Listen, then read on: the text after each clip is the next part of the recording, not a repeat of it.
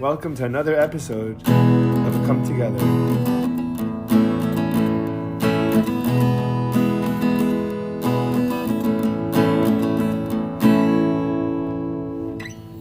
The entire world. All right. Welcome. Here we are, dude. Welcome, man. I'm so happy we're doing this. So, you already had your cheers, but cheers again. Thank you. Cheers to you as well. I appreciate you having me, man. I'm super excited to be Dude, here. I'm so happy. So, we met a couple weeks ago, I guess. One time, we rolled a couple of times at jiu-jitsu. Yep. You said, was it one of your first classes? That was, Jiu-jitsu class? yeah, it's only been a couple classes since I've been there. So But you've wrestled. I wrestled in high school, and then in the military, we have what's called combatives, Yeah. which is just kind of a overall umbrella of all the different techniques of, you got wrestling, jiu-jitsu, a little bit of like MMA fighting in there. Yeah. Just like survival stuff. Yeah. Totally.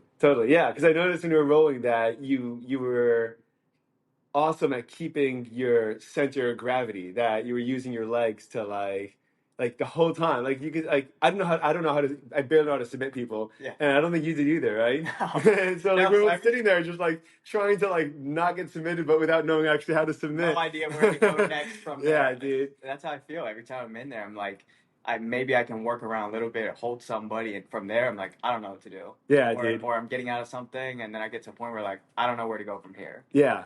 So that's they haven't taught me that, at least. And what they basically said was, we're not going to teach it to you. You're going to learn it as time goes on, and like it's going to become like mechanics, and like you're starting on the ground, and like because most of this is muscle memory anyway, you're just going to find yourself in like situations that like you'll be like, oh right, now I'm right here, I could just do this, and yeah, it happened to me yesterday. Yeah, you kind of learn what like works for you because it's hard. There's so many ways to skin a cat, and the way they teach it might not be the move that works for you. Yeah. So you just kind of roll and learn, and when you get stuck, you just have to take that and okay, I'll learn for that specific move. Totally. And go Totally. from there. Yeah. What I really like about it is the fact that even in those moments, I'm still getting challenged and I'm still having the opportunity to kind of overcome that and learn through that. Totally. And everyone there is so dedicated to helping each other learn, which is the other great thing. It's a great environment. I'll be honest. Awesome. I don't know how you felt, but before I walked in there,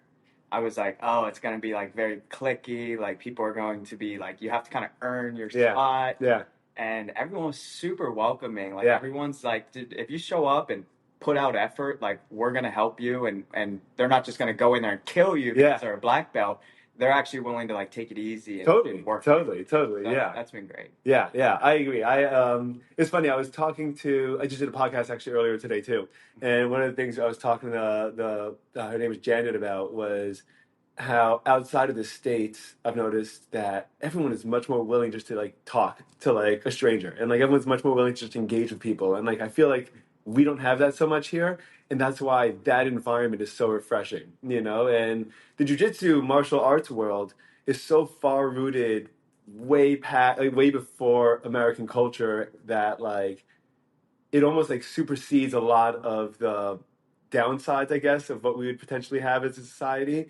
It focuses on leadership, it focuses on education, it focuses on manners and being polite and sportsmanship, and then also being incredible at whatever you're doing, and like, I mean, that the guys like Chris, I love that dude. Chris is like, dude, I call him what do you call it? A cobra, because like he's just like a snake, and he just like wraps around you, and like he'll tell you what he's about to do. He's like, okay, you're about to get submitted like this, and like you slowly feel his arm tightening. You're like, no, dude, literally, man. But then I was like, what'd you do? And tell me what I could have done to get out of that. Right. And he'll just walk me through. Okay, you do this to me. Or I'll do this again, and I'll show you slowly, and you can tell me what you got. And I was like, dude, that's awesome, man. I love it because you really can't judge a book by its cover. Mm-hmm. Chris does not look like the guy who's going to walk in there and submit anyone, and yet he's probably that guy who can just submit more than half the class. Yeah, he's a great dude. It's a great environment.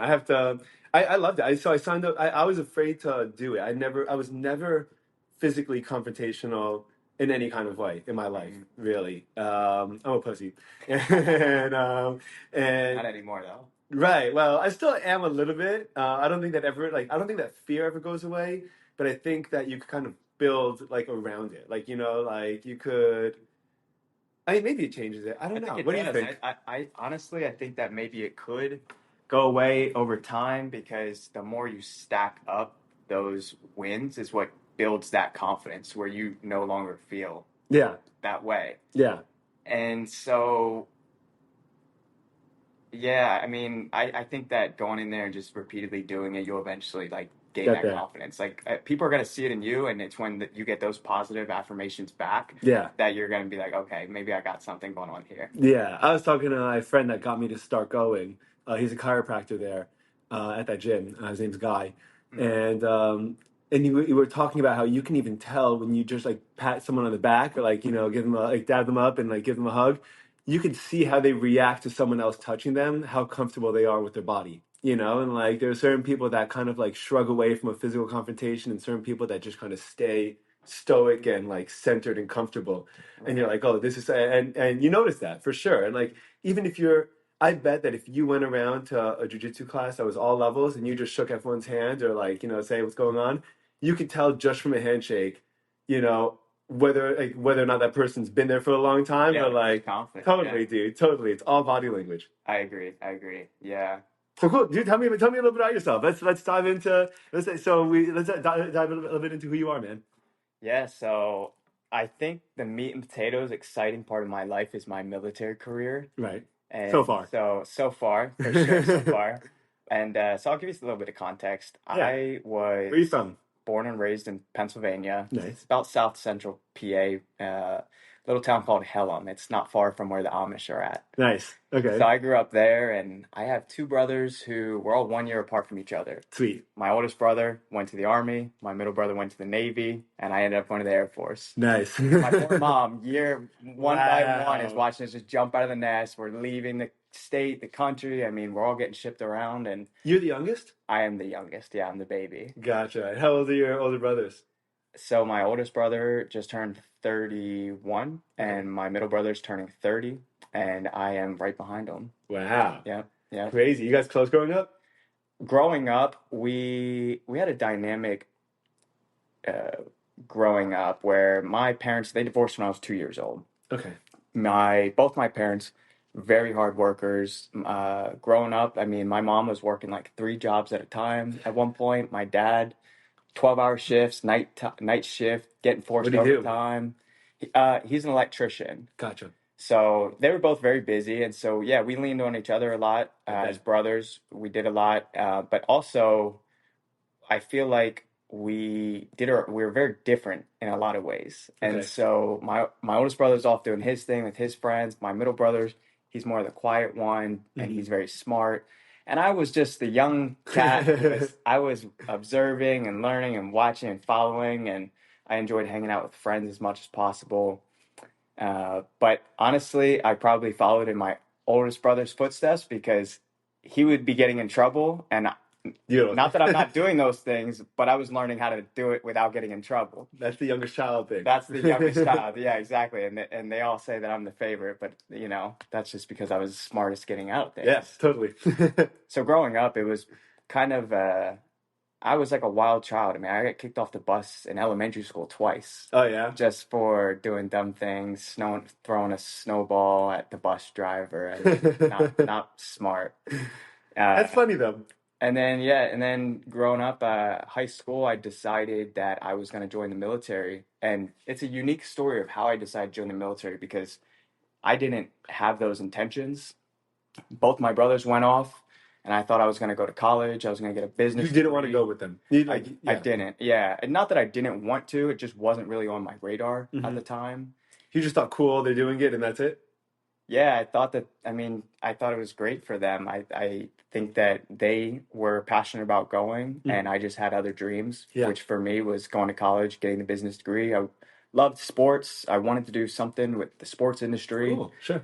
And what sports did you like? Do you play or like? So in high school, I was before high school. I thought I was going to be in the NBA. I'm like 4 foot. In middle school, thinking I'm going to make it to the big leagues, and my dreams got cut short in 7th grade when I didn't make the high school basketball team.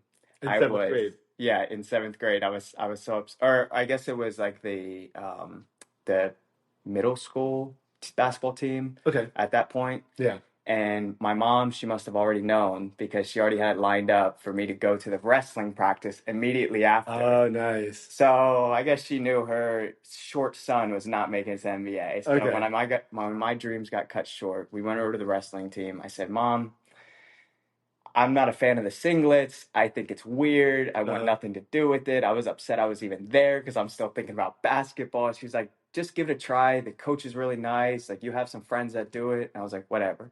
I sat there. I watched them.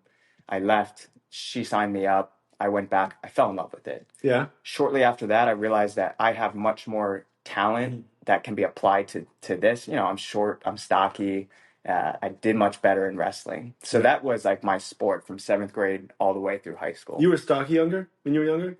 I mean, I was about the same. Yeah. And so I got into wrestling, and then later I got into some lacrosse. Lacrosse was fun, but That's it wasn't sport, right? Yeah, I loved it. I did it in my junior year. I wish I would have started earlier. Yeah. But it was a lot of fun. I just feel like for me, I never took sports serious enough. I was always more interested in hanging out with friends, finding a party to go to. Yeah, sure. Yeah, I wasn't really. You weren't disciplined about it. I wasn't disciplined in sports at all. But you're being a kid. I was being a kid. Yeah, that's a good way to look back on it, because looking back, I feel like I wish I would have taken it a little more serious. Yeah. But it taught me a lot, and it served me for that period of my life. Totally. So when I joined the military, I enjoyed the combatives because I did the wrestling. But why did you decide to do military? Like, if you're going to go to college, you're going to become a businessman. Right. So, yeah, my brothers go off, and funny enough, so you have to take the ASVAB, which is a test to get into the military. Okay. Similar to, like, the test to get into college. Sure. My middle brother, who I said he's really smart, he scored like an 88, which is like almost maxed out. It's very high on ASVAB. And I thought I scored like a 66. I'm thinking, okay, that's great. It is what it is. Mm-hmm. And he was trying to get in the Air Force before the Navy. Well, the Air Force recruiter, I don't know if they hit their quota, how many people they enlisted, whatever. Mm-hmm. They weren't calling him back. Wow. And he's somebody who could have gotten any job in the military off of his ASVAB. Yeah. They didn't call him back. Well, next thing you know, he's off, and he decided to go to the Navy. Got a great job there. Next year, what's the test consist of? Like it's like a very general everything. It's got like math, mechanics. Oh, gotcha. It's more of an education test. Yeah, exactly. Okay, it's not physical. Not like a physical. Okay. So I can tell you about a physical test I did have to take once I decided. Yeah.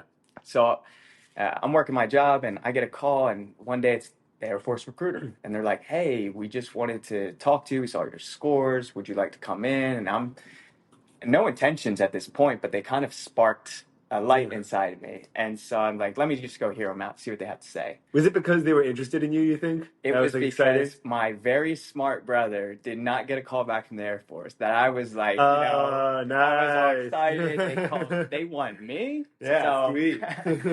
So I go and I hear them out, and they sold me on the whole special operations. Nice. And that really was a pivotal moment for me, because it gave me an option to, like, for me, I love being active. There's a reason I wanted to get into the sports industry, and that was why. And so I saw that as like, well, I'm not going to be looking at a desk job. I'm going to get to travel. I'm going to get good salary. Like, there's a lot of options. Mm-hmm. And my brothers already did it. They kind of paved that path. Yeah. So that opened it up for me. What'd your parents say?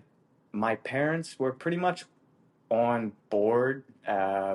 Are they American? Because, yes, both American. Gotcha. Yeah, both born and raised in Pennsylvania as well. Wow. Gotcha. A lot of my family is from there, and a lot of them haven't really, nobody's really left the area too much. So a lot of my family is still there. Cool. And so it wasn't a hard decision for them to, like, accept for me going in the military, because it's already happened with 2 other of my brothers. And so I was confident at that point that, like, this is what I wanted to do. And I found a job I wanted to do, and it was special operations, which, me being a young 17-year-old who realistically was not somebody who was like an overachiever. I was a C student. I was not like an impressive athlete. I just kind of like... So what do you think made them call you? Oh, I think they just call everybody. I think it was a recruiting thing. I think the last recruiter met their quota and didn't call my brother back. That's what it was. Something as simple as that. It's as simple as that. Yeah, right. But it changed my life. Yeah, totally, dude. That's crazy. And really for the best. I mean, those 7 years in the military were some of the best years of my life. I mean, I wouldn't trade them for the world. 7 years is a long time. It was. How long is the minimum service that you could do? The minimum is 4. Okay. Initially, signed a 4-year or a 6-year. Mm-hmm. And so I remember when I was making that decision, and it's just as simple as circling 4 years or circling 6 years when you're there. That's it. And you're 17 years old, and you don't know what's going on in 4 years or 6 years. I'm fully committed to this. I think it's going to be really good for me. And I'm someone who, when I make a decision, I'm all in. Mm-hmm. And I'll figure it out from there. And I try and put the best foot forward. And so I was like, 4 years, okay. But 6 years kind of locks me in. And if this is truly what I think it's going to be for me, why not force myself into that position where I can't really back out? Yeah. So I signed 6 years. Wow, dude. And I committed to that. And I ended up doing 1 more year prior to getting out of the military, which made it that 7. And so, but yeah, getting into it, I signed up for special operations, combat controller. And what's that mean, combat controller? Combat controller, it's just one of the career fields within special operations where they deploy, and basically they set up security for runways. It's very complicated. They do a lot, but they're badass dudes, and I just saw it as like, okay, this is going to be something that is going to challenge me. And my mindset as a 17-year-old is so different than where I'm at now. Sure. And so much of it has changed from being in the military. So I was like, okay, I'm going to do this. It's called a pass test, and it's a minimum requirement you have to meet to get into that special operations. And each special operations career has different minimum requirements. Gotcha. So at this point, I was saying, somebody who I didn't really feel like I had much identity in high school. I was always just trying to get along with everybody and do whatever, and I was flying under the radar. As soon as I decided I'm signing up for the military, all of a sudden, people are thanking me for my service and telling me I'm part of the 1% and congratulating me and proud of me. And I was just like, whoa, like I kind of like took that as my new identity. Like I was super proud of like being a part of something. And so that really encouraged me even more. And for somebody who didn't really take any time outside of sports to try and better themselves, like I would show up to practice, what's mandatory, and that's it. I wasn't the guy who was coming back to the weight room afterwards or going for those extended runs afterwards just to like have the edge, you know? I was just doing the bare minimum. Yeah. And so same thing, they gave me the bare minimum requirements to get into this. It's like a 1.5-mile run. You have a underwater swim. You have pull-ups, push-ups, sit-ups, all this stuff. And I'm thinking cakewalk. Yeah. No big deal. Yeah. I'm already special operations in my mind. I was so excited. And so I did that. I was training to meet the minimum requirement. And looking back, that was my problem. Sure. And so I go off into the military. And for me, it was an experience like no other. You're just like, you're getting yelled at by some people. Where are you training? Where did they send you for training? For the Air Force, you go to Lackland Air Force Base in Texas. Nice. Cool. Yep. Everybody goes there. And that was fun. Was it your first time in Texas? Was it like weird? I remember leaving Philly. Pennsylvania, rather. Pennsylvania. Yeah, I mean, I guess we've been to like Orlando for like Disney World, but realistically, not a ton of traveling outside the States, especially older. So that was like my first time. It was my first time flying by myself as well, because I had to fly to be there. So a lot of new experiences. So I'm walking into this with open arms, full of excitement, and you were excited. You weren't nervous. You're scared. I don't remember really being nervous. I just remember being excited. And looking back, I would be nervous if I had to do it all over again because I know what I'm getting into. At that time, you didn't know. I had the luxury of not knowing what I was really getting into. Do you think that's why they recruit 17-year-olds instead of 22-year-olds?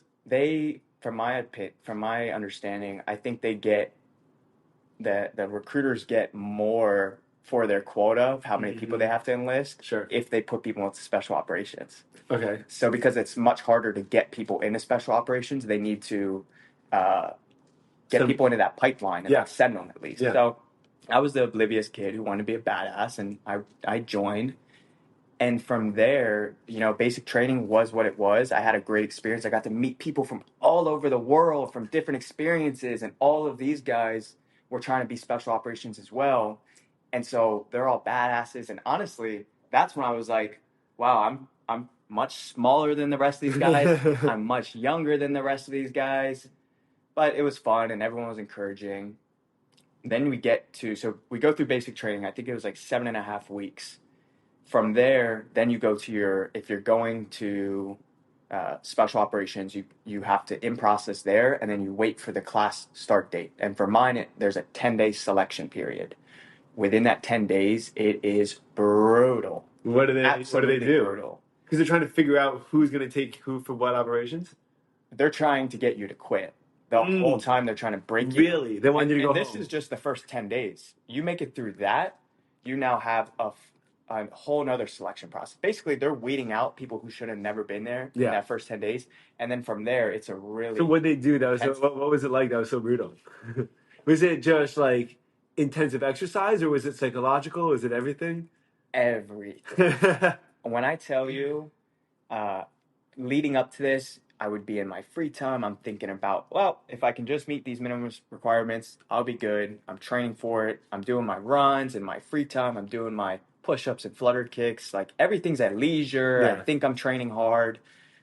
You get there. Maybe, I think there was a couple of days till we started. Within that couple of days, you're hearing from people who have failed out, people who are on like a medical hold because they got injured and they're waiting for the next class or till they recover. Man. And they're telling horror stories. So you're hearing from people, they're giving advice, they're giving horror stories. On top of that, like, for me, I felt like I was at a frat house. So I was like, I'm soaking it all up. I'm like, I got new friends. Like, this is fun. Like, all of this stuff, I'm still not really thinking there's going to be any issue coming up here. Yeah. First day starts, and I don't remember how early it was, but they start you very early. From the moment you start, everything is watched. I mean, if the instructor walks in a room, if their foot even crosses over the line and the team leader doesn't call the room to attention for them, you're on your face, you're doing push-ups, whatever. It's called a smoke show. They will smoke you, which means that you're getting like nose to the ground, push-ups, sit-ups, whatever intense workout they want to put you through to make you quit. But you start with the pass test. So the very first thing you do is that minimum requirements. Yeah.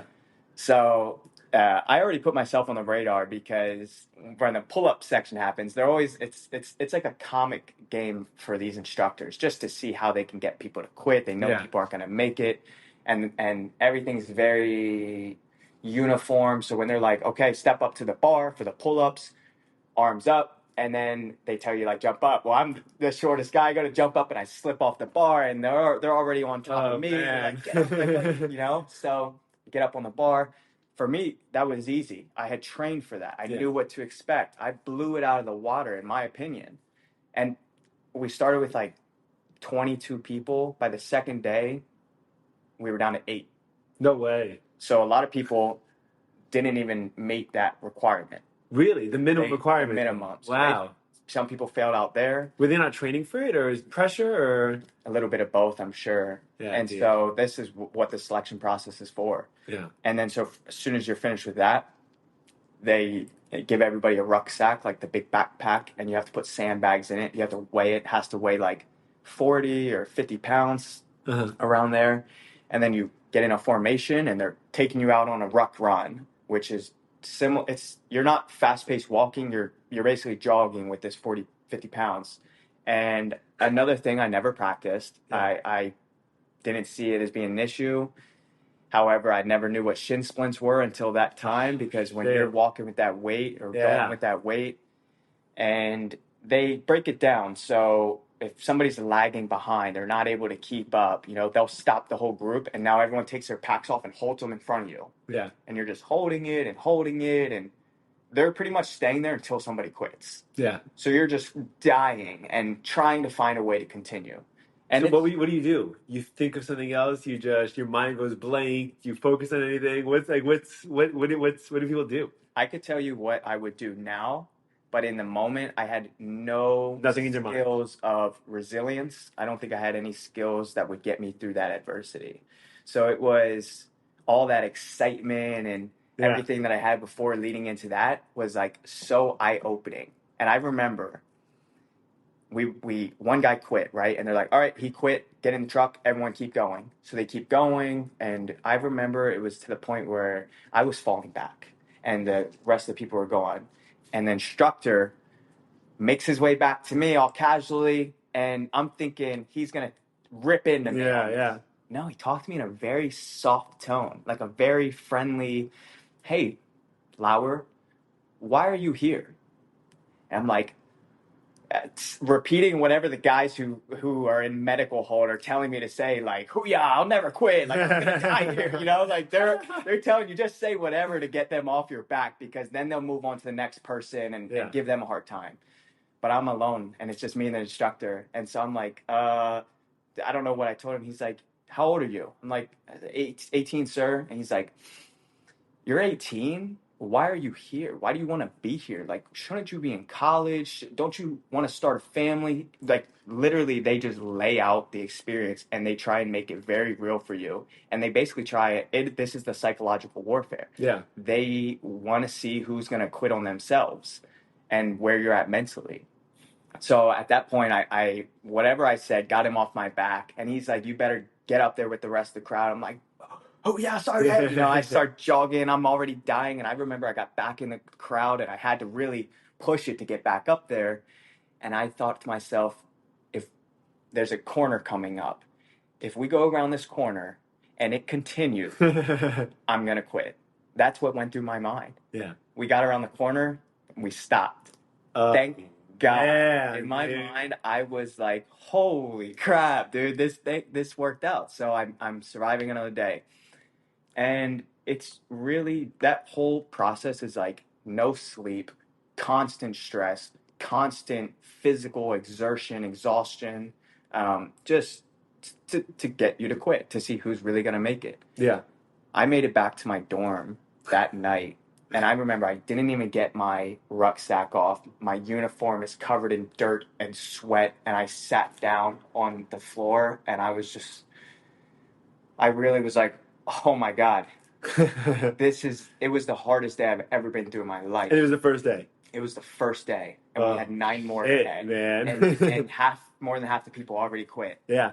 And so that's already in my mind. Like, there's a way out. Yeah. And so as soon as that starts piercing through your mind in moments of weakness, it just doesn't stop. Yeah. And they feed on it. The instructors look for it. Yeah, they know it. And they push those buttons to see who's really going to quit. Because everyone has that.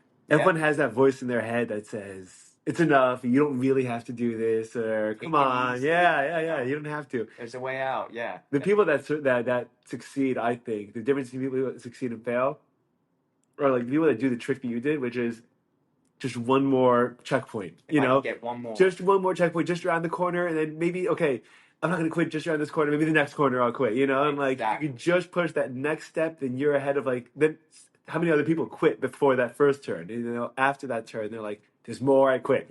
If you could just be that guy to hang on for one more day or one more minute or one more hour, then like, you're good at anything. That's sales, that's business, that's physical, everything. Yeah, for sure. Are you familiar with Nick Bear? You know the name? No, dude. Who is he?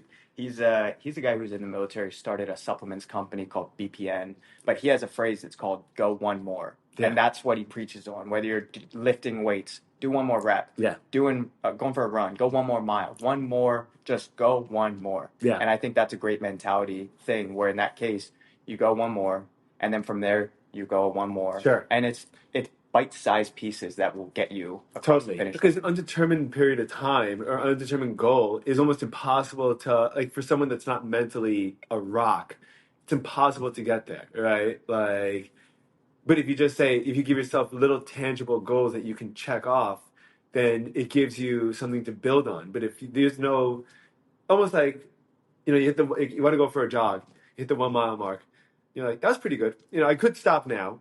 Let me see if I can go, like you have that, like, okay, I'm done. I did that. Like, check that off the list. And then the next one. And like, check that off the list. And like, if you just keep on doing that, yeah, totally. That's, wow, dude. And It's crazy so, that you made it. yeah, so I'll finish the story, but to continue on what you just said, I think it's the process of stacking those small wins over time Yeah. that builds that resilient mind. Absolutely. Which is why I say I'm in a different mindset now than I was then, Sure. because I never went through those challenging times. I never was able to callous my mind and my body to where I Great way of have putting that it. resilient Yeah. mind. Yeah. And so in that moment, I was sitting there absolutely defeated. And I think I might have texted my dad or mom, and I was just like, I don't know if I'm gonna make it. That's what you said? Like I was already like kind of quitting in my mind, and so I knew in this sense I just had to show up the next day. I couldn't quit right now. And there were people who even that night went to the cadre, the office of the instructors, and said, I'm not coming tomorrow, I quit. Yeah.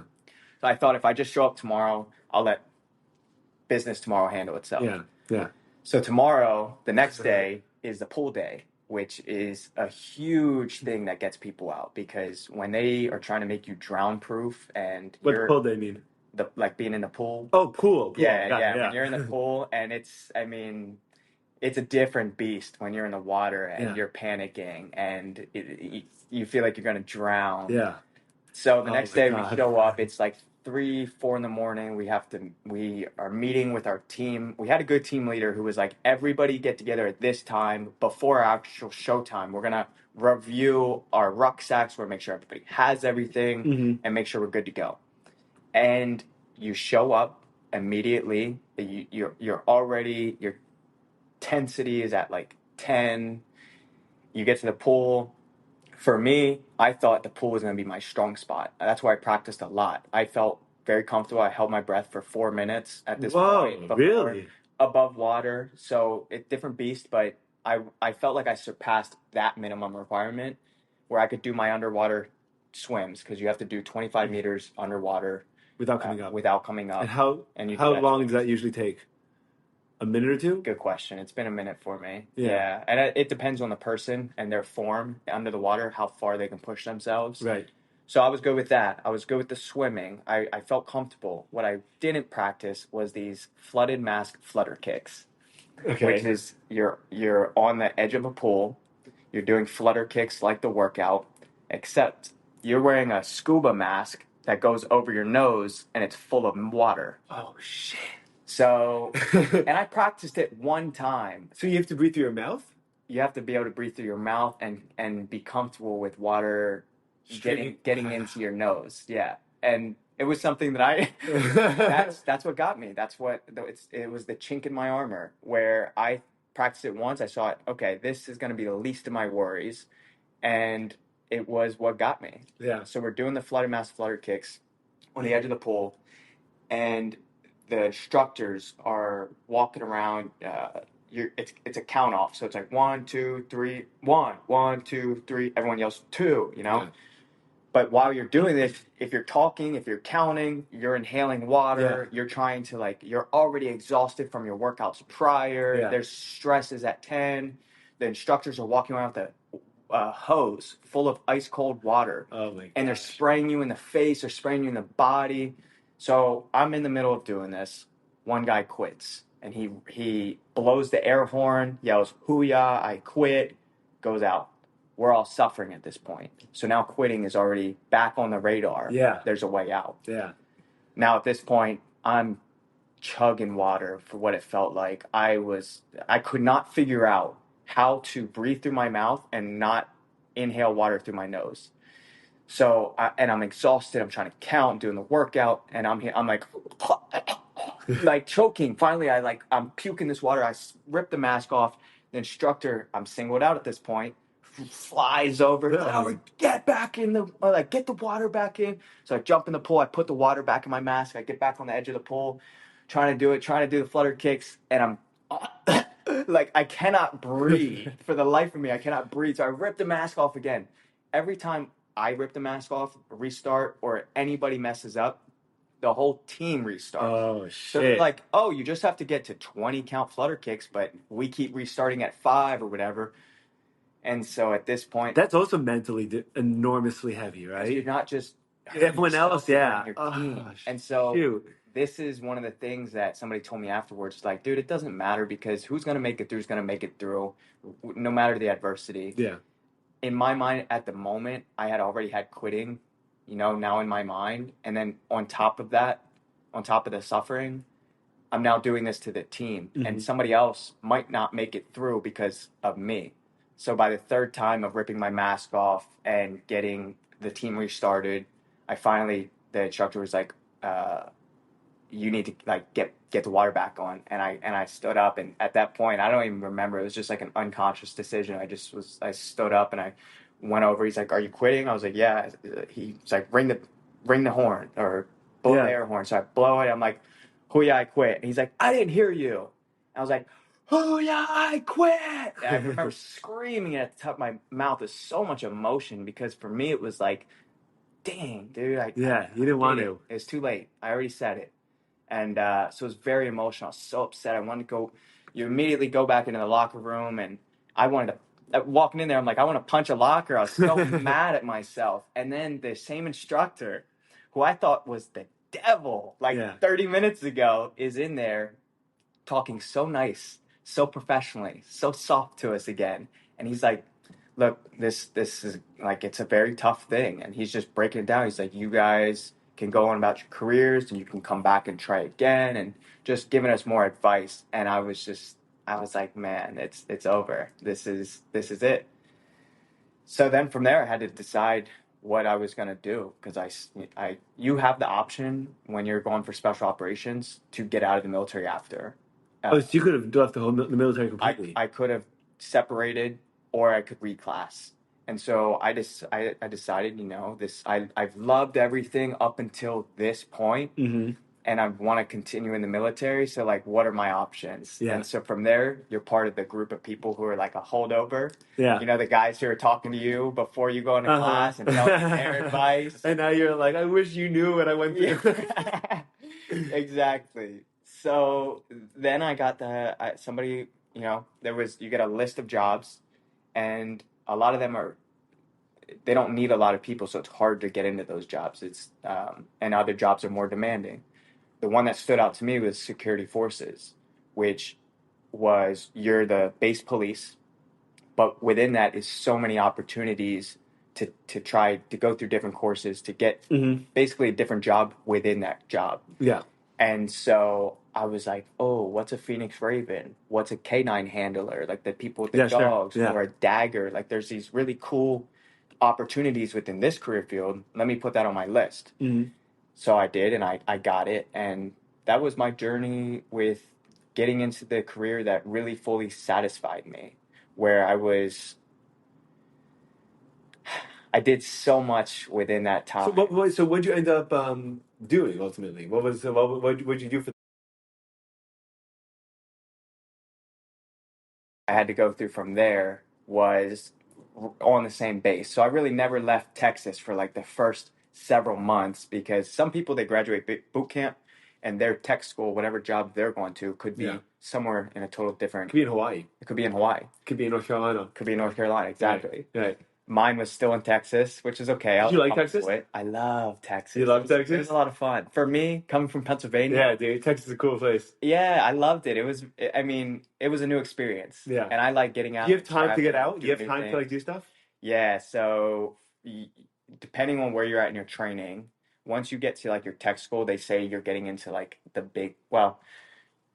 you go through boot camp, everything's very restricted, very monitored, very watched. Then you get to tech school, you're still kind of a trainee. They're still kind of tight about some things, keep an eye on you, but they relax the standards. You're a little bit more of an adult. Yeah. And then once you graduate that, you go to your job, whatever base you're at, and there you're like a full-blown adult again. Yeah. You're not in training. So, but when you're in tech school, You do. You get weekends where if you have free time and somebody has a car, Yeah. and there Where'd you go? You we have a Austin, buddy. Dallas, any of these We places? never traveled that far. No. We just mostly stayed in San Antonio, San Antonio, nice. which I like San Antonio. I It's like. cool, right? There's like you get to go to the Alamo. Yeah, That's sure. there. Yeah, it's The fun. I've River been Walk. there. Yeah, the Yeah. River Walk. Yeah, sure. So that was like our area, and it was cool. And I actually had a buddy from high school who joined the military a separate time, was going in for security forces. No way. And when I failed out, I ended up in his class. No way. At the same time. It's so funny, dude. So, it's such a crazy feeling. It's such a relief to see another familiar face, right? Yeah, it's a small world, really. Yeah, really. dude. Totally. And so he had his group of friends, and we all kind of united and went from there.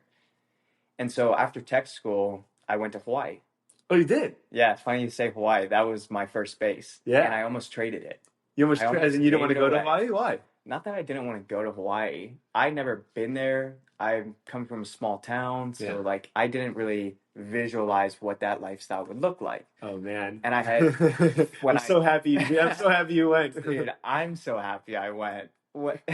I had just started kind of talking to a girl, and when I failed out of special operations, or before that, somewhere around that time. And so I thought, man, well, if this is ever going to work out, how am I going to make it work out in Hawaii? Yeah.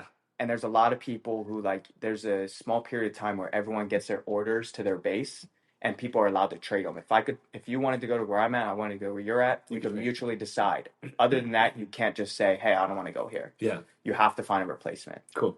And so somebody wanted to trade me for Hawaii. And fortunately, nobody had the base I wanted in Pennsylvania or near Pennsylvania, or I probably would have traded it. Mm-hmm. So I decided, you know what, I'm going to go Hawaii. there. Dude, I'm so happy you picked Hawaii over a girl, man. Oh my God. I think everybody is considering it didn't work out. I know, dude, because when you're that age, especially that age, you feel like the girl is everything in the universe to you, and you're willing to compromise on certain experiences for that emotion, right? Because you're so like emotionally invested, and like you just like it just completely overwhelms you, and you don't know to not do that, you know. But right. You think this is gonna be my whole life? But if it was you talking to you again, you'd be like, "No, dude, don't do that." Like Interstellar when I'm back there. No. So you went to Hawaii, dude. So it's a long flight. Oh, such a long flight. So, I mean, my family, all of them are in PA too. So there was another reason I was thinking about I should get closer to home. Yeah. Hawaii, they're sending me so far. Yeah. But even my family was on board. They're like, you shouldn't give up that opportunity. Yeah. So I went, and I had a contract for 3 years in Hawaii. Wow. So I got to spend 3 years. You spent 3 years there. 18 years old, living in Hawaii. Oh man, dude. Met which island? Oahu. Oahu. Yeah, so where Pearl Harbor is at. Yeah, that was the base I was at. And it gets even crazier because while I'm there, this is towards kind of the end of my time there. My brother, who's in the Navy, who's on a submarine doing his thing, they bring the submarine to Hawaii and they pull it out of the water to work on it. So he's there hanging out with you for like a year or like almost a year. Yeah. Wow. His own house. So now we're there. We're living in Hawaii together. Wow, that's just so cool, dude. What's Hawaii living like? It's definitely the island life, and it's funny because, well, the military brings people from all over the world, so you get so many different perspectives and ways of life.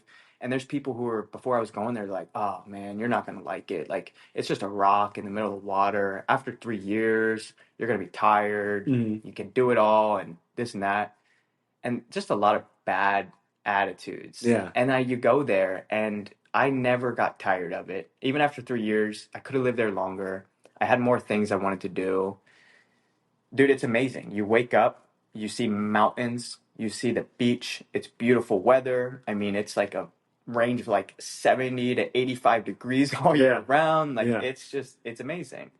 I met my fiance. No way. We were there. Really? Was she in the military? She was a native. No, she wasn't even.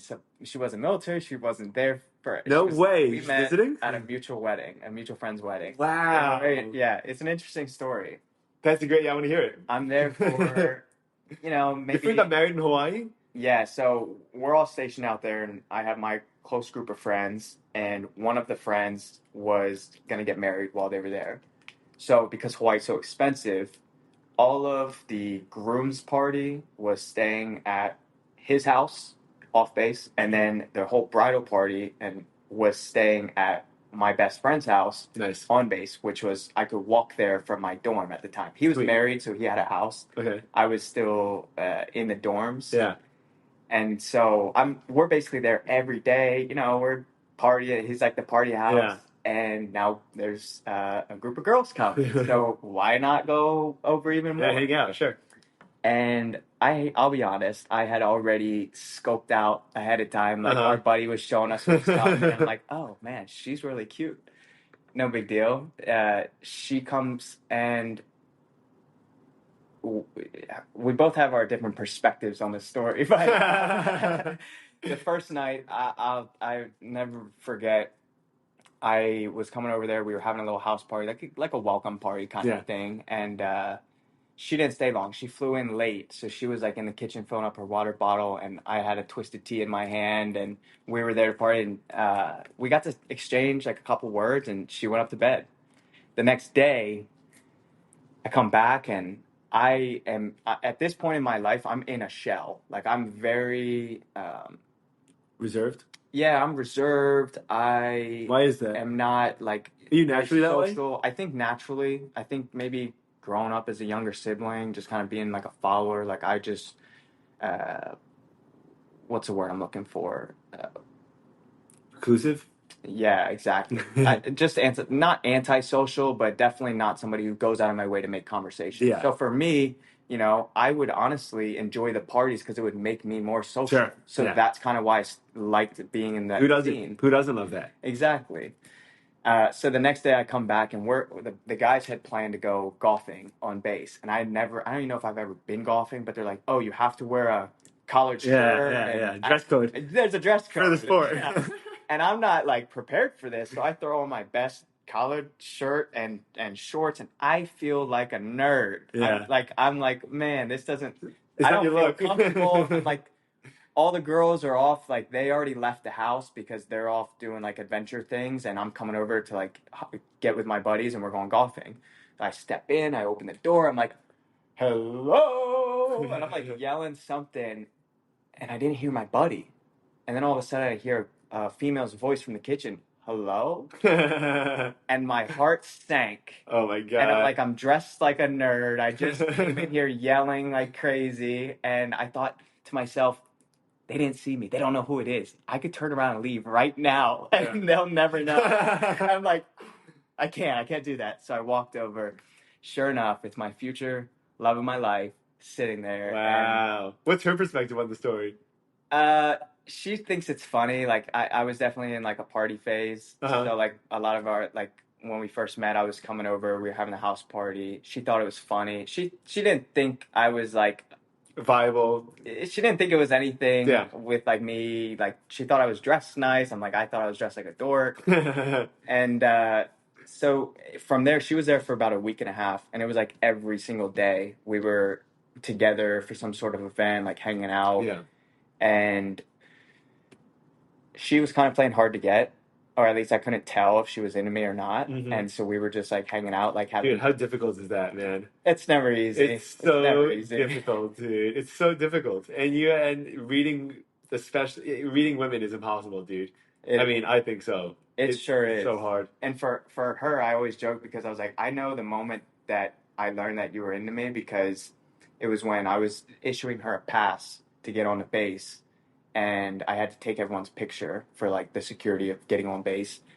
And she came up and was like, the counter was so tall, and she's 5'1" on her license, but 5 foot in real life. Sure. Her little eyes came over the counter, and she was like, "Are you going to the party tonight at Gabe's?" And I was like, she very excited to ask me this question. Yeah. And that's how I was like, oh, well, no, I'm gonna be here all night because I work all shift, and but I was like, we'll hang out again. Yeah, she wanted to hang out, so that's kind of what. Nice, dude. That's the best feeling in the entire world, isn't it? It really is. And so we went the rest of the week hanging out, and then it was a couple months after that, I think from May, and then in October we had stayed in touch afterwards, like just kind of communicating, and I was like, I'm really into this girl. Let me see where What this her can story go. is. Yeah. So I traveled to Where was she living? Orlando. Oh, that's where she lived. She was in UCF to work on getting her master's degree. She was still getting her bachelor's at the time, but aiming to get her master's in speech language pathology. Nice. And so went out there and hit it off again. Nice. Everything was what we thought, and she'll tell the story differently. So that's why you're in Florida? That is why I'm in Florida. Yeah, exactly. So that was maybe 3 years into my military career. Yeah. And then we ended up doing about 2.5 years of long distance, traveling back and forth. What was that like? Not easy. That sucks, right? Not easy, but we made it easy because it was better because she was focused on her goals and she was adamant about getting her master's, and I was in tune with my career and building that. And so fortunately we weren't like the couple that like always had to be at each other's hip, and if we weren't, we were like panicking, or you know, we were FaceTiming every night. I would help. We'd call split the tickets to get her to Hawaii, or I'd fly to Florida. Yeah. At that point, again, you get another wish list so each time you're coming up on the end of your time at a base and you need to travel to another one, you have a wish list and you hope that they review it. They do review it, but realistically, everyone knows they just send you wherever they need you. Okay. So I was coming up on the end of my time, and I'm like, oh my God, this is getting serious, and I didn't change my wish list, and all I have on my wish list is South Korea.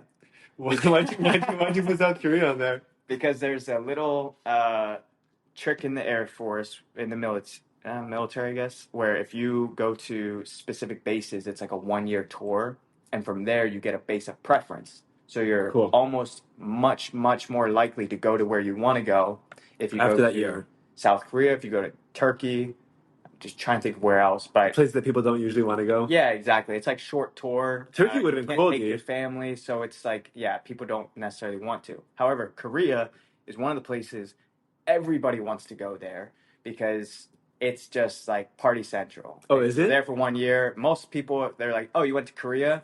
Did you make rank or did you lose rank? Mm-hmm. Most people, it's like, you're towing the line of losing rank because you could skip a stone from Osan Air Force Base and hit the first club, restaurant, bar. Like it's like the entertainment district right in front of you.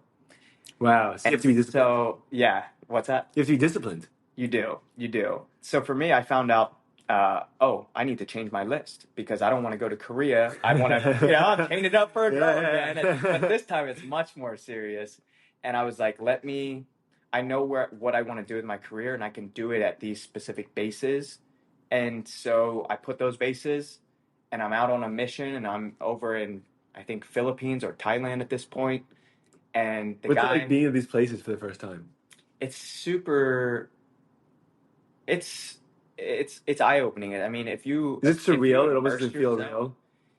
To some extent. Yeah, like, the more you do it, the more, like, it feels, like, less surreal and more like this is, like, an experience. And it depends who you go with, because some people, they want to hit the first bar in a new town. And then there's people who are like, man, we're in a new place. Why don't we go hit historic landmarks or, actually explore the area?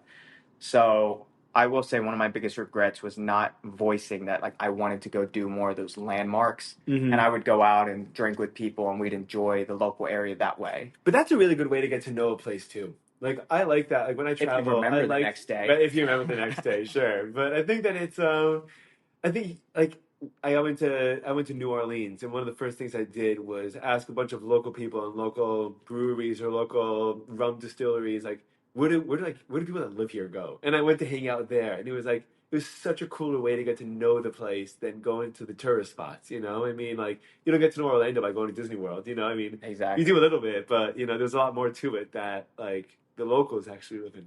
Yeah, anywhere I go, I try and ask the locals, like, hey, like, what do you recommend? And a lot of them, they're like, oh, go to this restaurant, go to this restaurant. I'm like, no, I don't want to go to another restaurant. Tell me, like, where are the spots that, like, I can sightsee? Where can I get a lay of the land? And, like I'm going to remember this more than just the inside of a restaurant. Yeah, sure. And I want good food. I want to try the local food, but I also want to kind of experience that where I'm at. Right. And I don't think... Was Thailand awesome? Thailand was... I got my first suit there, so yeah. Everything's dirt cheap Honestly, there, right? everything is very cheap. I mean, but it comes with like there's very like not the best areas. Like I can remember the smell that I would smell walking down the streets in some areas, even though like the military will put you in a very nice hotel. At least the Air Force, you know, they always joke on the Air Force. We get put in hotels while other people are like in a tent. Oh yeah, is that a thing? Between the branches, it's like the running joke. So yeah, we're in like a nice hotel. I can see the beach and the water, but it's still not like the nicest. But everything's cheap, and so it is what you make of it. Whatever your interests are, like you go have fun. I enjoyed every experience traveling and doing. And you were in a relationship the whole time. So I'm in a relationship, yeah. And while I'm there in Thailand, which is the guy I'm bunking with he's like in charge of finding out where people are going next. Mm-hmm. And he's like, oh, I just got the list. Like he's got the inside information. He's like, I'll tell you where you're going. And he's like all excited. And I'm kind of nervous because I took Korea off my list too. Like I'm like last minute kind of thing. I revamped my list. He's like, all right. Oh man, you're so lucky. You're going to Korea. No way. Like, oh. Dude, I was like, how do I explain this now to my girlfriend? Like, now I have to go to Korea for 1 year, and you get one time where you can leave, go on your vacation from there. Yeah. So I had to try and space it out to where I would still get to like see her. So I thought this is the end of my relationship. She's going to call it off as soon as I tell her we're going to Korea. And I told her, and she was like, well, we'll make it work. That's what she said? She's like, we'll make it work. And I was like, all right, then if you're on. What was your response? What'd you feel? What'd you think when she said that? I was just so grateful.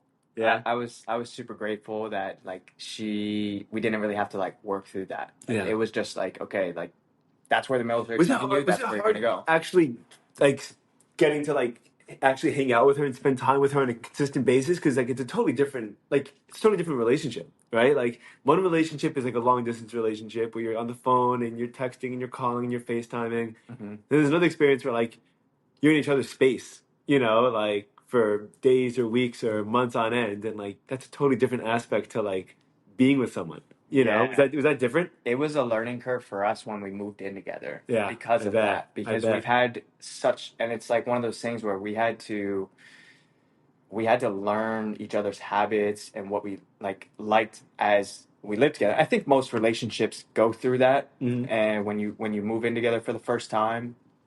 But for us, we had already had like a 3.5-year relationship before we moved in together. Yeah. Or. I forget how long it was. Time flies. But yeah, so she said we were going to go on. We were going to do our thing. And then it was South Korea. I went to South Korea. South Korea was a very unique experience because I was part of, instead of doing security on base, I was part of a small team that pulled security off base. So because that entertainment district gets just wild, and people lose rank, like the military just wilds out. We have the army come down from their base on weekends, and it gets so tense you can feel like the tension in the air. Tense between who? Between like they get drunk, people want to fight. There's always with fights. Locals or with each other? Mostly with each other.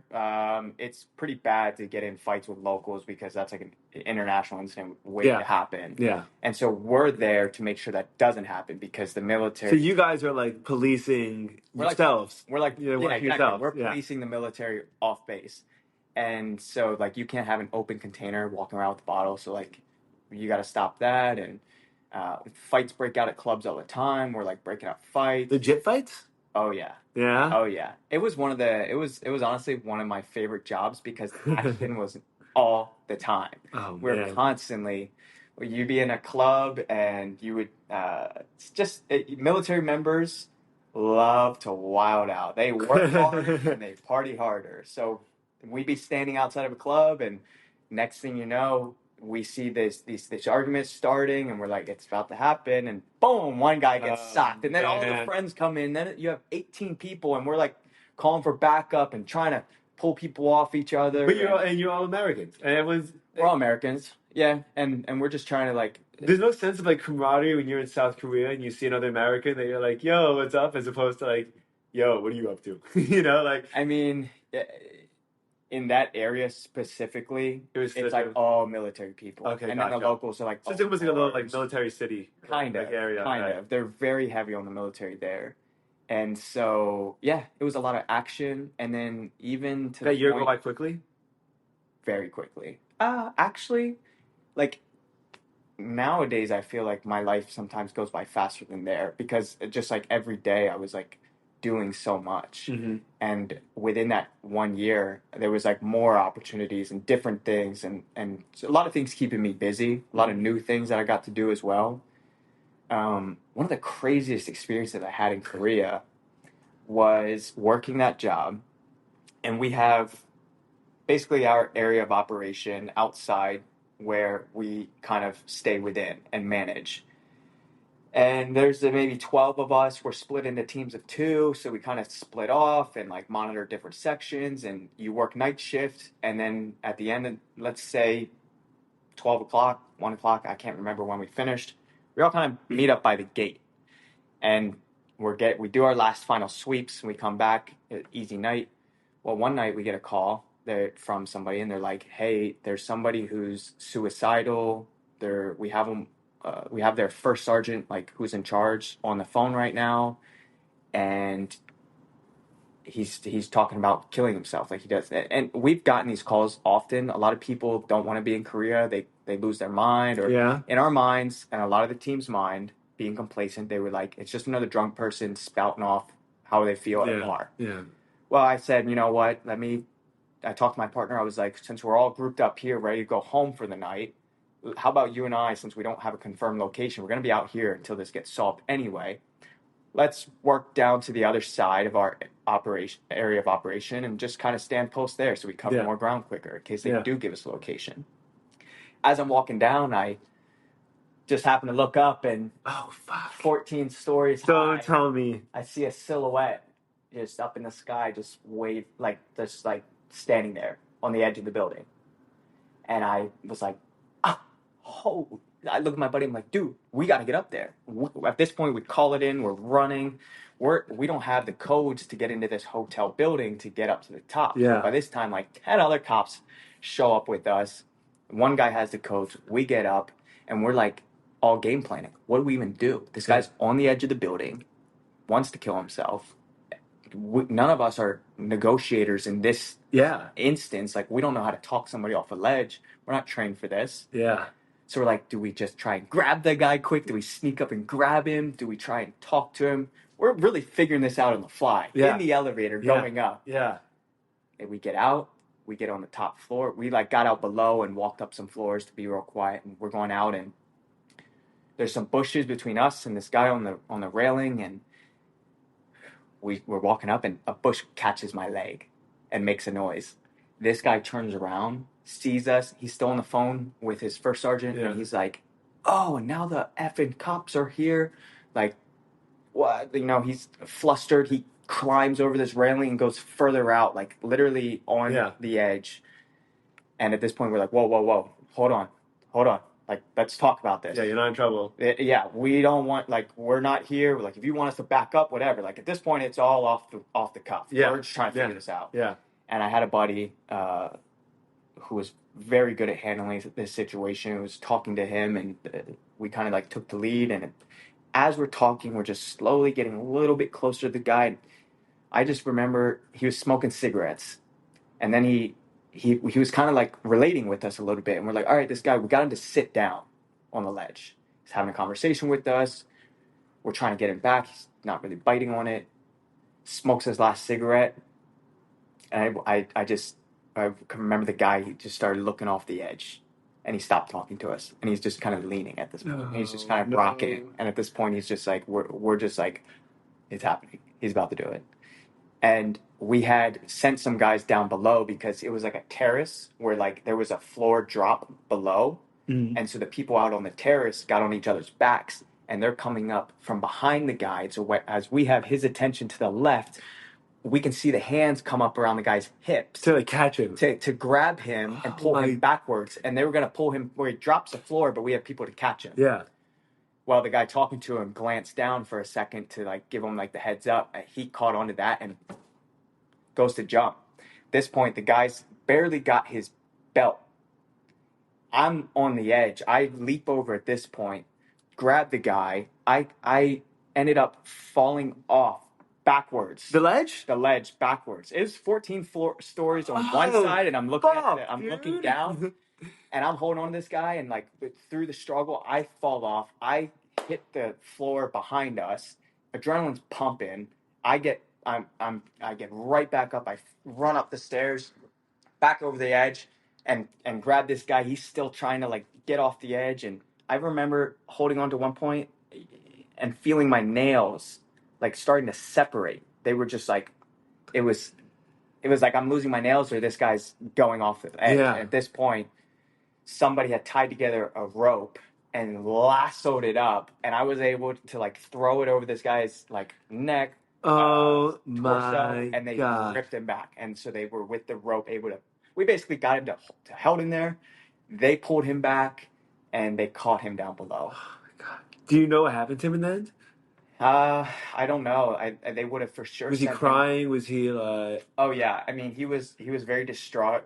He was just kind of like in his own space at that point. We actually got caught shit from the fire rescue, who was like, "You guys should have never went on that edge. It's a safety thing. He could have taken you with him." Yeah. We were just acting off the totally. You know what to expect. So holy that was shit, dude. A wild experience that I'll never forget. You saved his life, man. That's crazy. It was, yeah. Was he? Dude, was there a lot? Actually, I have to pee real quickly, but then we'll continue. 1 second. The other way? You probably, for sure, dude. I mean, that would have been. I would think about it a lot. Yeah.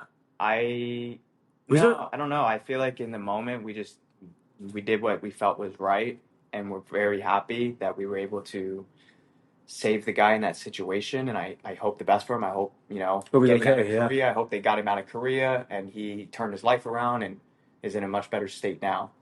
I don't really know. And it was just back to business after that. And I have so many crazy stories about Korea in terms of like massive fights we broke up, people we had to kind of haul back to base on a stretcher because they were completely covered in their own feces, drunk in a bathroom, underage drinking. Oh, I mean, and imagine getting a person like that out of a club that's filled with people who want to fight, and it's shoulder to shoulder. And this guy's covered in, So you're fighting off people that want to fight him? That want to fight in general? In general, there were so many people that would just get drunk and want to fight out there, do whatever dumb stuff. So for us, it felt like an episode of Cops. Yeah. It was exhilarating, where you got to do your own thing, and most people didn't really I don't know, like people didn't mess with us. We just kind of like made sure everything was followed. Would you pick, now that you had your preference after Korea, after all that, would you end up deciding? So I think I had a list of like 5 bases, maybe 10 bases. Would you speak to people about the bases before you got there? You ask around. You ask people their opinion, if they've been there, what they think. It's also very dependent on like what jobs you can get there. So I was really chasing after, ever since I failed out of special operations, I was really chasing after Phoenix Raven, the Phoenix Raven Schoolhouse, which is basically you go through a selection process as well. And if you make it through that, then you get a tab. And what they do is anywhere that our aircraft goes into like an austere environment where there's like not adequate security, we're there to secure the airfield, the aircraft, the airfield. You're like mobile security. Exactly. Cool. We're like the mobile plane security. And so the best way I can give an example of that is the Afghanistan evacuation from 2021, where they mandated every flight that went in there had to have a team of Ravens with it. So that's another story I can get into. That was the end of my deployment when that all kicked off, and I was a part of that. You were a part of that? Oh yeah, every day. I mean, that was chaos in itself. Like that. It was a shit show. Yeah, that was absolutely a shit show. I mean, just to say it in the nicest terms, I think that would be the best way to put it. How so? Um, for my personal experience, I was stationed to deploy to Qatar for 6 months was my rotation, and there was about 12 of us there. My 6 months was at an end, and there was talks about the whole Afghanistan evacuation. Like people were going to the withdrawal, it was called the drawdown. Do people in the Army hear about these things before everyone else hears about it? Or they hear about it at the same time as everyone else. Generally, we hear about it before, like we're already planning for a lot of these things. And well, the talks about it was that we were going to withdraw our troops. We're going to start to draw down. The civilians were going to get their own flights out, yada, yada. I don't know the specifics behind it, but all of a sudden it was like 1 second, okay, yeah, it's going to happen, but it's not going to affect any of us. Like they're probably just going to like handle it flying out on civilian aircraft. They're going to catch a Southwest flight home. No big deal. Yeah. Then I'm a couple days past when I was supposed to leave already to go home. And I'm like, hey, where's my rotation at? Like, I'm ready to go. Like, I've already, my family's waiting on me. You got a girlfriend, man. One morning, I get added to a group chat with a couple other guys, and there was only me and one other guy who had been there for 6 months. And they were like, your flight's on this day at the end of the week. Start getting your stuff ready to go home. I'm like, absolutely, heck yeah. I'm calling my family. We're excited. We're making plans already for when I'm home. That same day, that evening, they call me back out of my room and they're like, hey, the evacuation's happening and it's happening right now. Grab your 72-hour bag, which is just your bag for 72 hours worth of supplies that's always ready, and get on the first flight because it's happening now. Oh, shit. And I'm like, so what does that mean about me leaving? And they're like, you're extended indefinitely. That's what they said. We don't know when you're leaving. So that's the news I got. And so at that point, I'm like, okay, as I'm grabbing my bag and getting my stuff ready, I'm now telling my family I don't know when I'm coming home. And that God. This operation... Were you freaking out? I feel like, for me, no. You were just like, this is what I got to do. I felt like, I was upset. I was very distraught about the fact that, like, okay, now I'm staying away from my family even more. If it wasn't for the fact that, like I was already supposed to be gone, I would have been all on board, ready to serve and do what I was trained to do. And so I had to let that go and realize I'm not leaving. This is what I'm here for. And I have to finish up. I got to finish the job. And this is now the job.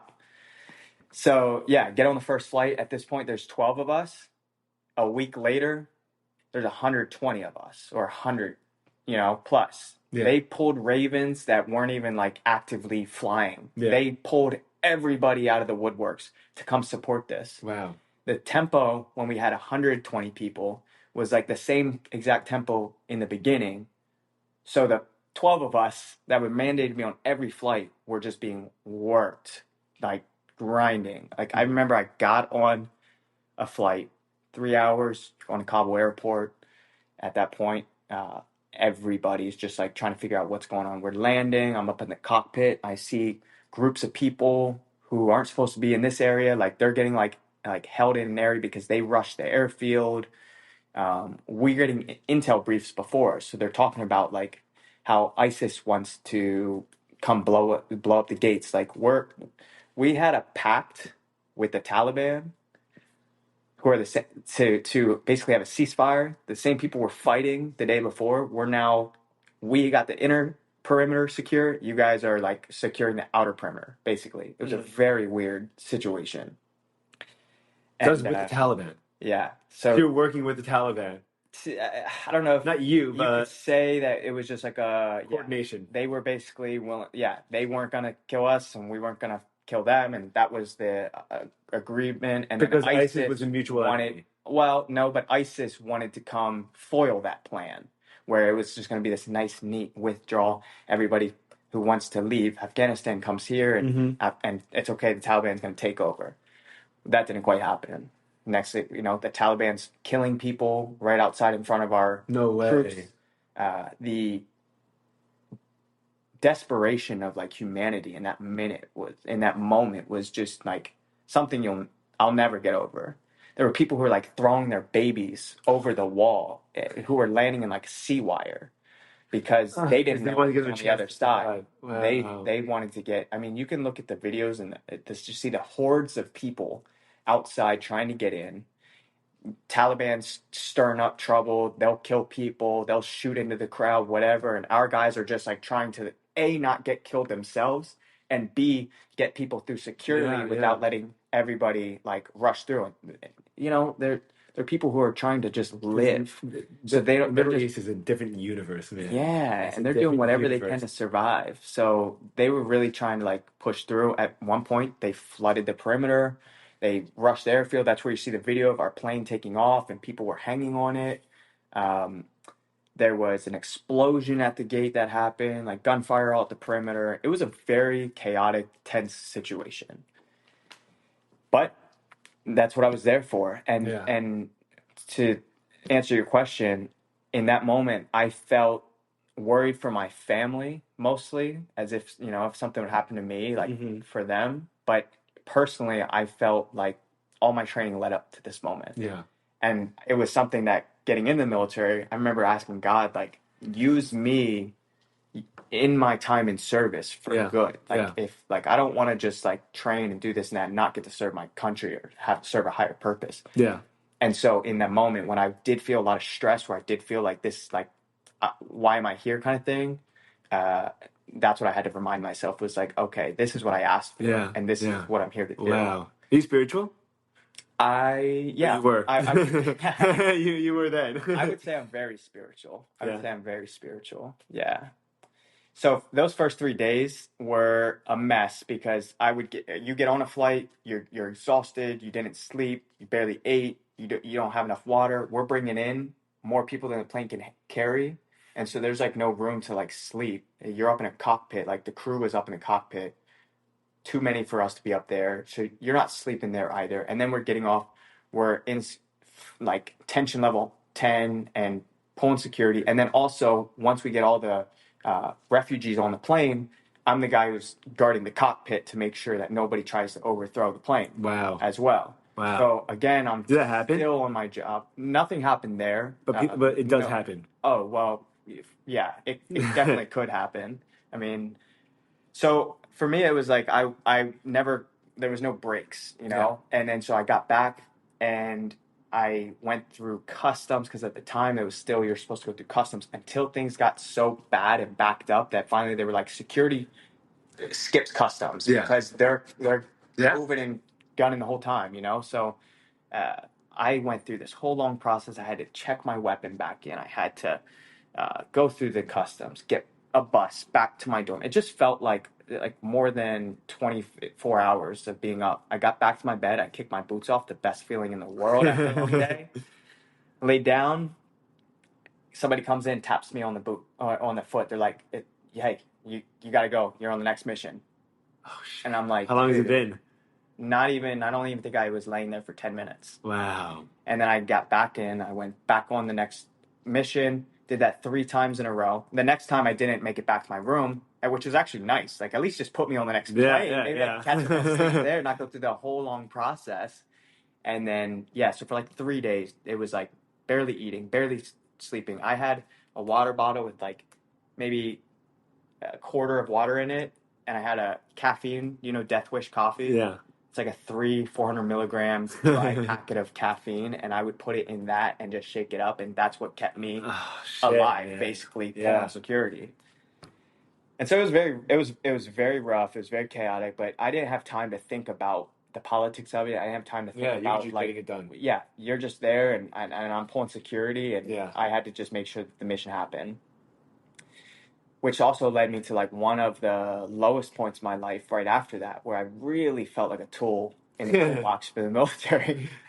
Because I would have gotten back from that deployment and I would have had 1 month until the date of separation from the military. And I'm like, I really want to set myself up for getting out. And so I extended for 1 more year. So that's why I ended up doing the 7 years. And that's you felt like a tool. So the end of the withdrawal, right? We got everyone out of Afghanistan, and now we've been taking them to Germany, to Spain, to Qatar, to Kuwait, whoever will take these people. Yeah. And from there, that's like phase 1, just get them out of Afghanistan. Well, phase 2 is start really processing these people and get them to where we want them to end up. And I talked to my master sergeant. I'm like, hey, like this is it, right? Like I'm the hundreds of planes we brought out to support this, and the hundreds of people who are now flying back literally the next day.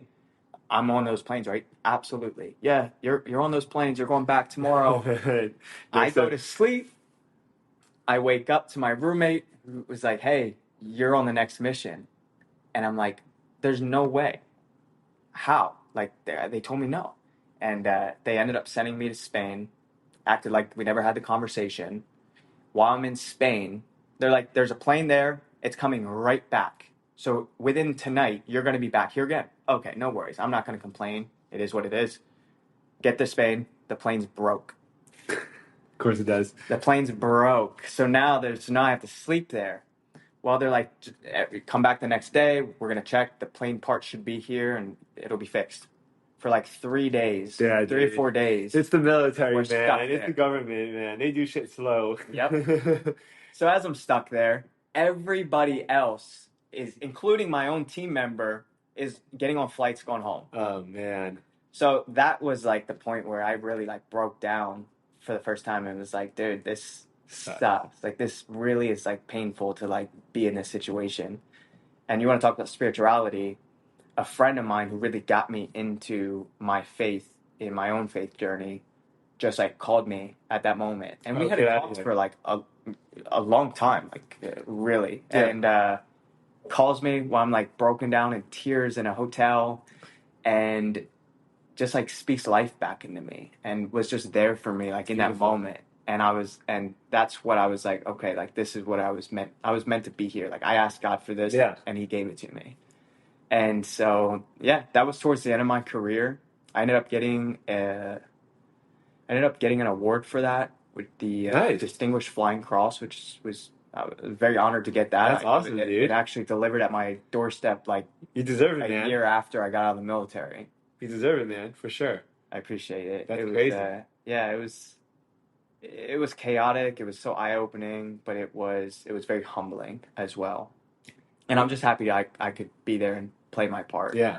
We're going to have to do a follow-up episode, dude, because this is like part 1 with like the story, and now we could do like another hour and a half of just like everything from there, dude. Because I know. And especially now that I'm out of the military and like... Yeah, dude. Okay, we'll have to roll part 2, man. Dude, fucking phenomenal, dude. I'm so happy that I hit you up for this, man. I'm so happy you rolled in that jiu-jitsu class because that was... we're going to make this happen again. Are you going to come train again soon? Dude, I would love to. That'd be time. Thursdays and Fridays have mostly been when I'm like doing the training. Yeah. But it's one of those things like I love being there because I love being around other savages and being able to push myself. Yeah. But I just haven't dedicated enough time to it. I'll make it happen, dude. I know. Make it happen. Thank you so much for doing this, dude. We'll be in touch. Thanks, everyone.